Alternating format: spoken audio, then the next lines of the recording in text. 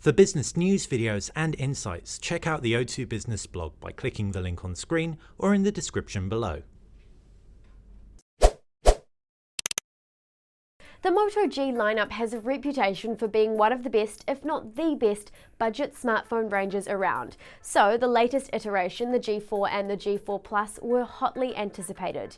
It's the second in the G lineup since Lenovo took over Motorola, but likely the first which Lenovo has seen from start to finish. So what did we think?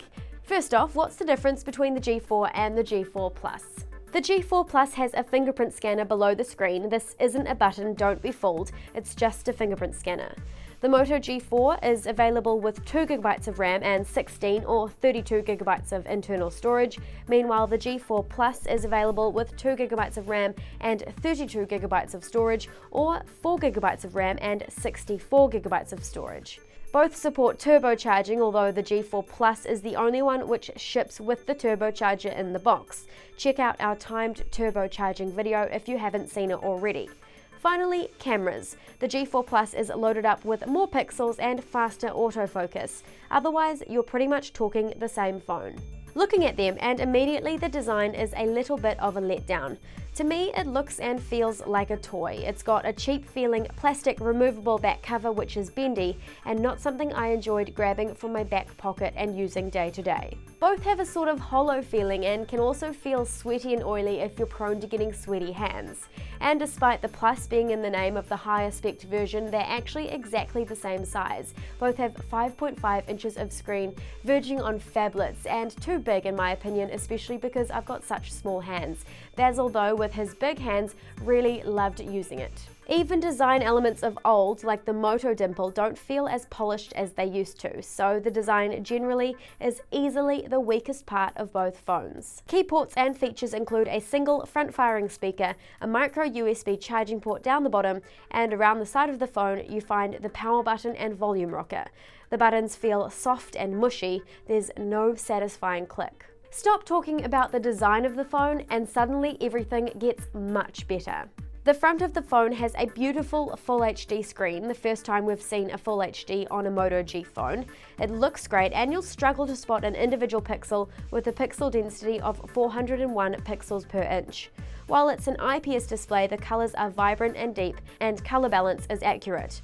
The phones also have Motorola's Moto display, where the time and your notifications will pop up on screen when the screen is off and it senses movement. The fact both are running near on stock Android also helps. Lenovo has only added an FM radio and a Moto app where you'll find tips and tricks on how to use the phone. There's a bunch of gestures, including one for turning on your torch by shaking the phone twice. It's helpful, but I found myself accidentally turning on the torch several times a day, so it's probably a feature I would turn off long term. A one-handed mode would also be helpful. My base model G4 is running on a Snapdragon 617 processor and 2GB of RAM. That's up from 1GB of RAM, which we saw in last year's model for the lowest spec version. You also get the option of 16 or 32GB of internal storage. I'd recommend the 32GB model unless you're going to put an SD card into the device. While these are budget phones, they perform like mid-ranges. There's been no slowdown over the 2 weeks I've been using the G4, and Basil didn't have any on the G4 Plus either. Everything runs smoothly and quickly, and they've just been a pleasure to use. The phone has a 13 megapixel rear camera and a 5 megapixel front camera. The camera is one of the biggest differences between the G4 and the G4 Plus. That said, the G4 camera isn't bad. In good lighting, it takes great pictures, and there's plenty of detail if you want to zoom in. You can open the camera with a flick of your wrist, and the UI is simple to navigate. You can pretty safely point and shoot and expect a good picture, although opening the camera does sometimes take a second or two. The front selfie camera captures a lot of detail too and comes with a flash function. There's no dedicated front flash, but it will illuminate the screen before taking your photo. Meanwhile, the G4 Plus has a 16 megapixel rear camera with laser autofocus and a 5 megapixel front camera. It is better, no doubt, taking shots with more detail, a more pleasing contrast level and saturation that is just more zingy. Costing £229, it's a very good offering and you'll be hard pressed to find anything better in the price. Though pinch right in and you do have some mottling, suggesting aggressive post-processing. Basil was also bummed it didn't have full manual controls. The Motorola camera UI isn't always the best for getting what you want in focus, so in spite of pretty great hardware on both the G4 and G4 Plus, there's still room for improvement next time. As the phones are running Android Marshmallow, you'll have access to all the multimedia applications you'll need through the Google Play Store, like Spotify, Netflix and Kindle. The 5.5-inch display makes watching movies and YouTube clips easy, and the front-firing speaker means you won't cover the sound with your hand.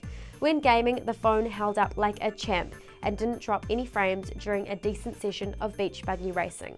As you'd expect, the phone supports 3G, 4G, Bluetooth and Wi-Fi, however there is no NFC capability, which means no Android Pay, no Android Beam or One Touch pairing.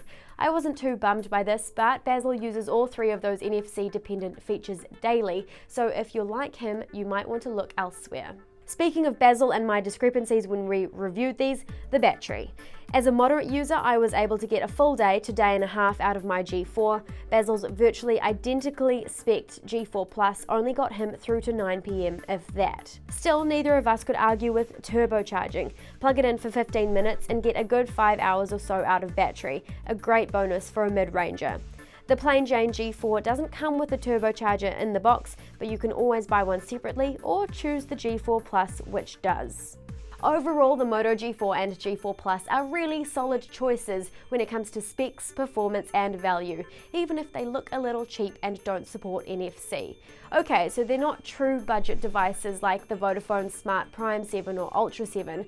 The G4 starts at £169 and the G4 Plus goes up to £264, but at every price point you are getting bang for buck. The UIs are simple and lovely to use, the screens are great, they both performed like champs for day-to-day use and gaming, and the cameras are great for the price point. The fact they come in so many variants is confusing, but ensures you'll get the perfect mid-range phone for your needs. Thanks for watching, I hope you found this review useful. If you did, make sure you hit that thumbs up button and don't forget to subscribe, that's how you'll keep up to date with everything that we do. Thanks for watching BTech.